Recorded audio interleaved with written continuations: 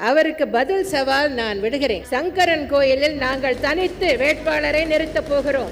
உங்கள் கட்சிக்கு திராணி இருந்தால் தனித்து வேட்பாளரை நிறுத்துங்கள். இன்னைக்கு வந்துட்டு நான் சங்கரன் கோயிலில் ஜெயிப்பேன் சவால் விடுறது ஆளுங்கட்சியாக இருந்தால் கலைஞரை சொன்ன போன தடவை எப்படி ஜெயிச்சாருன்னு அவங்களுக்கு தெரியும். தேர்தல் அறிவிக்கப்படுவதற்கு முன்பாகவே மாண்புமிகு எதிர்க்கட்சி தலைவர் தோல்வியை ஒப்புக்கொண்டு விட்டார். பேரவைத் தலைவர்களே, நாங்கள் என்ன கேட்டோமோ அதற்கு மட்டும்தான் பதிலை தவிர சங்கரங்கள்னா பெண்ணகரத்துல ஏன் தோத்தீங்க சொல்லுங்க. திருட்டுத்தனமா ஓட்டு போட நீங்க தான் சொன்னீங்க.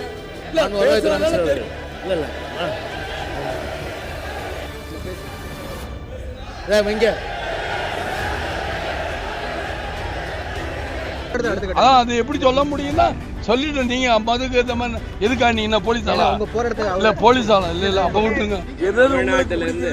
நீங்க எப்படி கேள்வி கேட்கிற உரிமை இருக்கோ அதே மாதிரி நான் பதில் சொல்ற உரிமை இருக்குல்ல.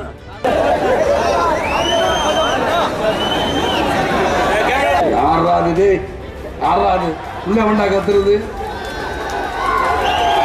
சொல்லிக்கிட்டே கேட்க சொல்லிக்கிட்டே இருக்கேன் கேட்க மாட்டேன் இருக்கிறவங்க சும்மையா சார் ஜெயாட்டி கேள்வி நீங்க கேட்கற உரிமை இருக்கும்போது எனக்கு பதில் சொல்லணுங்கிற உரிமை இல்லை. எங்க நீங்க பேசுறீங்க தூக்கி அடிச்சிடும் பார்த்து சும்மா உனக்கு தான் பேசுறது எனக்கு பேசுறது ஏன்னா சும்மா சும்மா இதை அவன் ஜெயாட்டி என்ன கொம்பா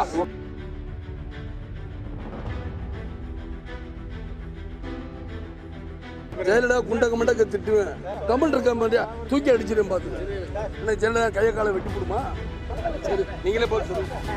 ஜெயலலிதா ஆட்சி பண்ணி இந்த கேள்வி நீங்க ஜெயலலிதா போய் கேட்க முடியுமா? கேட்கவே மாட்டீங்கல்ல. பயப்படுவீங்க பத்திரிகைகளை நீங்க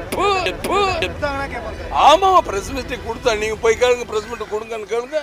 கடைசியில வந்து என் மூஞ்சியை மறைச்சிருங்க எல்லாரும். போலீஸ் இல்ல சார், அவர் பேர் நம்ம ஏசி மோகன்ராஜுங்க ஆத்தாக்கியிருக்காரு. இப்போ என்ன அதனால என்ன நான் என்ன கேட்குறேன், தாக்கத்தான் செய்வாங்க. இந்த அம்மா சொல்லி தானே ஜெயலலிதா சொல்லி தானே இது வரைக்கும் அவங்களா செய்யணும்னா செய்கிறாங்க. ஜெயலலிதா சொல்லி தானே இவ்வளோ நடக்குது பாருங்க. நாளையிலேருந்து என்ன வேடிக்கை நடக்குதுன்னு அந்த அம்மாவுக்கு என்ன பண்ணுறேங்கிறது பொறுத்து இருந்து தான் இந்த வேடிக்கை தெரியும். ஏன் ஆத்திரப்படலை? நான் ஆத்திரப்படலை. இதெல்லாம் எங்கே போய் முடிய போகுதுன்னு நினைக்க தெரிய மாட்டேங்குது. அனைவரும் அந்த அம்மா கெட்ட நேரம் பிடிச்சிக்கிச்சு நான் நினைக்கிறேன். அதாவது ஜெயலலிதா கெட்ட நேரம் வந்துருச்சு. அதனாலதான் இந்த மாதிரி பண்ணுது. ஏன்னா அதாவது கட்சிகள் வெவ்வேறு என்ற எல்லாருடைய நோக்கமும் எண்ணங்களும் ஒண்ணுதான். நான் மாத்திரம் மறந்துடக்கூடாது. அதாவது புரிஞ்சுக்கோங்க சார். மதுவுக்கு எதிரான போராட்டத்துக்கு அடுத்த கட்டம் என்ன சார்? அது எப்படி சொல்ல முடியும்னா சொல்லிட்டு நீங்க மதுக்கு ஏற்ற மாதிரி எதுக்கா நீ என்ன போலீஸ் ஆளா இல்ல போலீஸ் ஆளா இல்ல அப்ப விட்டுருங்க அப்ப விட்டுருங்க. என்ன பத்திரிக்கை கோச்சிக்கிறாங்க நீங்க என்ன பத்திரிக்கைன்னு தெரிஞ்சுக்கலாம். தினமலர்ல நீங்க எல்லா கேள்வியும் கேட்பீங்க. எதாவது உங்களுக்கு நீங்க எப்படி கேள்வி கேட்கிற உரிமை இருக்கோ அதே மாதிரி நான் பதில் சொல்ற உரிமை இருக்குல்ல. எல்லாரும் ஒன்னா பிரச்சனைன்னு வரும்போது தமிழ்நாடு பிரச்சனை இவிகேசன் இளங்கொண்டு அது எந்த அளமை நீங்க நினைக்காதீங்க. எல்லாம் அவர் எஸ்ஆர்பி வந்தாரு. நீங்க மாமாக்கா 30 தடவை நான் போட்டேன். நேற்று ஒரு நாள் தானே இருந்து ஒரு நாள் எல்லாரையும் நான் பார்த்தேன். 30 தடவை போன் பண்ணேன். அவருடைய பிஏ நம்ம பிஏ பெறலாம் சொல்ல ஜெயசீலன் ரமேஷ் அண்ட் சாமிநாதன் அன்புமணி பிஏ அன்புமணி ஒரு ஃப்ரெண்டு தானே தர்கார் பின்னாடியே என் மச்சனை அவருடைய நல்ல ஃப்ரெண்டு. விஷ்ணு பிரசாத் நல்ல ஃப்ரெண்டு. எவ்வளோ தடவை எங்கெங்கெல்லாம் 9 மணிக்கு தான் நான் வந்து பிரைம் மினிஸ்டருக்கே லிஸ்ட் என்ன வராங்கிறேன். ஒரு ஜெயா டிவியில் இல்லை நீங்கள் ஜெயா டிவி பேச மாட்டேன் சொல்லுங்க. எல்லாம் இல்லை கேள்விகள் நீங்கள் சார் விம்புக்குனே கேட்பாரு சார். ஜெயா டிவி விம்புக்குனே கேட்பாரு. உங்கள் பேட்டியெல்லாம் வேகமாக தேவையில்லாமல் கெட்டு போயிரு. நீங்கள் கம்பெனி இருக்கா இல்லாட்டி நான் திட்டுவேன். குண்டக மண்டக்க திட்டுவேன். ஜெயலலிதா குண்டக மண்டக்க திட்டுவேன். கேள்விக்காக கூட சார் நான் கேள்வி பதில் சொல்லணுங்கிற எனக்கு ஒன்றும் அவசியம் கிடையாது சார். ஜெயா டிவி கேள்வி நீங்கள் கேட்குற உரிமை இருக்கும்போது எனக்கு பதில் சொல்லணுங்கிற உரிமை இல்லை. எங்கே நீங்கள் பேசுறீங்க மற்றவங்க டிஸ்டர்ப் பண்ணணும்னா கமல் இருக்க மாதிரியா தூக்கி அடிச்சிடும் பார்த்து சும்மா உனக்கு தான் பேசுறது எனக்கு பேசுறது ஏன்னா சும்மா சும்மா இதை அவன் ஜெயாட்டி என்ன கொம்பா முளைச்சிருக்கேன். இல்ல இதனால எல்லா பிரச்சனையும் தான் கேடுதுங்கிறேன். சரி நீங்களே போய் சொல்லுங்க. சேர்ந்து வந்ததுனால நாளைக்கு ஜெயலலிதா இந்த ஊரை விட்டு ஓடுன்னு வச்சுக்கோங்களேன். அப்படி கூட ஏன் அதை மாத்திரம் எழுதுங்களேன் பாப்பா. என்ன ஜெயலலிதா கையை காலை வெட்டி போடுமா? ஏன் பயப்படுறீங்க? ஓடுன்னு எழுதுங்க. எல்லாரும் ஒன்று சேர்ந்தா ஓடுன்னு எழுதுங்களேன். அன்பு தமிழஞ்சங்களே, உங்கள் அனைவருக்கும் நன்றிகள் தான் வணக்கம் தெரிவித்து ஏய் என்ன லேடிஸ் பக்கம் இப்படி போகுது அப்புறம் தேவையெல்லாம் தொண்டர் கூடாது தொண்டர் கூடாது இப்போ ஏன் என்ன சொல்லிக்கிட்டே இருக்கேன் தயவுசெய்து வாங்க நம்ம எல்லாரையுமே நம்ம அக்கா தங்கச்சிகளாக நினைக்கணும். நீங்கள் இப்படி பண்ணீங்கன்னா எப்படி இருக்கும் என்றதாக தயவுசெய்து மூன்றாவதாக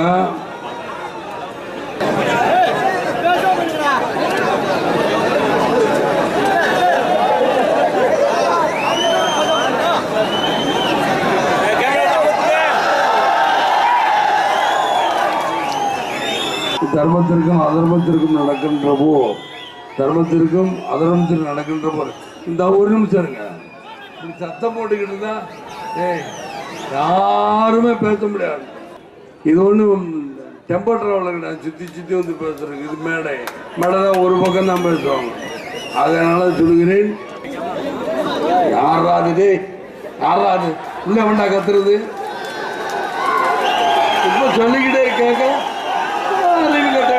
சொல்லிக்கிட்டே இருக்க கேட்க மாட்டேன் இருக்கிறவங்க சும்மையா சொல்லிக்கிட்டே இருக்க கேட்கல. உங்களுக்கு அறிவு இல்லை. அவர்தான் அசிஸ்டன்ட் போய் சொல்றாரு டைம் ஆச்சு நம்ம போகணுமென்று. நான் பேசணுங்கிறேன். நான் ஏன் இதெல்லாம் யோசிச்சேன்னா இன்னைக்கு என்ன வேலை ஏன் இப்படி எந்திரிச்சு ஒரு எடுக்கிறாரு போட்டா உட்காந்து எடுக்கல. நான் தான் தெரியல எந்திரிச்சு எடுத்தா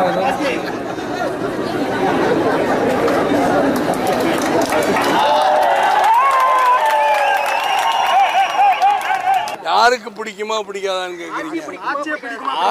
ஆட்சி பிடிக்கவே பிடிக்காது. போதுமா 2016 அண்ணா திராவிட முன்னேற்ற கழகம் ஜெயலலிதா ஆட்சி பண்ணி இந்த கேள்வி நீங்கள் ஜெயலலிதாட்ட போய் கேட்க முடியுமா? கேட்கவே மாட்டீங்கல்ல. பயப்படுவீங்க பத்திரிகைகளை. ஆமாம் பிரஸ் மீட்டை கொடுத்தா நீங்கள் போய் கேளுங்க. பிரஸ் மீட் கொடுங்கன்னு கேளுங்க. ஏன்னா உங்களை இவ்வளோ பேர் நிற்க வச்சானே நீங்கள் கேளுங்க பார்ப்போம்.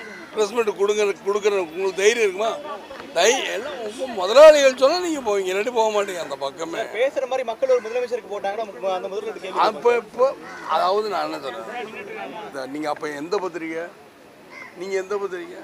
பத்திரிக்கை சார், ஜேர்னலிஸ்ட் தானே, நியூஸ் 7 தானே. நீங்கள் நியூஸ் 7ல் இருக்கீங்களா? அப்போ பார்ப்போம். அன்றைக்கி வந்து நீங்கள் கேட்குற அன்றைக்கி பார்ப்போம். இப்போ 5000 ஒரு உதாரணத்துக்கு 5000 ரூபா ஒரு டிவியில் கொடுக்குறாங்க. இன்னும் டிவியில் 10,000 ரூபா கொடுத்தா மாறாமே இருப்பாங்க. அவங்க குடும்ப சூழ்நிலை இதெல்லாமா நம்ம சொல்கிறது. நீங்கள் விவி மினரல்ஸ் தானே, விவி மினரல்ஸ் வைகுந்தராஜ் சொல்லாங்க. நீங்கள் ஜெயலலிதாவுக்கு ஜால்ரா அடிக்கிறீங்கன்னு இப்போ அது டிவி இருக்குது. ஒரு சவால் விட்டிருக்கிறார். அவருக்கு பதில் சவால் நான் விடுகிறேன். சங்கரன் கோயிலில் நாங்கள் தனித்து வேட்பாளரை நிறுத்தப் போகிறோம். உங்கள் கட்சிக்கு திராணி இருந்தால் தனித்து வேட்பாளரை நிறுத்துங்கள். இன்னைக்கு வந்துட்டு நான் சங்கரன் கோயிலில் ஜெயிப்பேன் சவால் விடுறது ஆளுங்கட்சியாக இருந்தால் கலைஞரை சொன்ன போன தடவை எப்படி ஜெயிச்சாருன்னு அவங்களுக்கு தெரியும். இப்போ நீங்களே எப்படி ஜெயிக்க போறீங்கிறதா அனைத்து இந்த அண்ணா திராவிட எப்படி ஜெயிக்க போறங்கிறது. தேர்தல் அறிவிக்கப்படுவதற்கு முன்பாகவே மாண்புமிகு எதிர்க்கட்சி தலைவர் தோல்வியை ஒப்புக்கொண்டு விட்டார். கேட்டதுக்கு மட்டும்தான் பதில். பேரவைத் தலைவர்களே, நாங்கள் என்ன கேட்டோமோ அதற்கு மட்டும்தான் பதிலை தவிர சங்கரங்கள்னா பெண்ணகரத்தில் ஏன் தோத்தீங்க சொல்லுங்க. திருட்டுத்தனமாக ஓட்டு போட நீங்களும் தான் சொன்னீங்க. நீங்களும் தான் அந்த இதில் வந்து எனக்கு எலக்ட்ரானிக்கல் சொல்லி முடிச்சிடுறேன், அப்புறம் நீங்கள் பேசுங்க. எலக்ட்ரானிக்கல் ஓட்டில் தவறுன்னு எல்லாரும் தான் கோர்ட்டுக்கு போனோம்.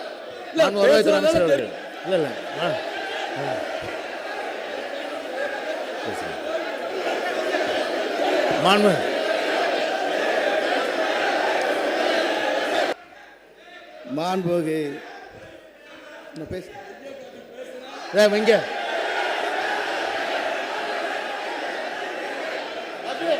சினிமா இல்ல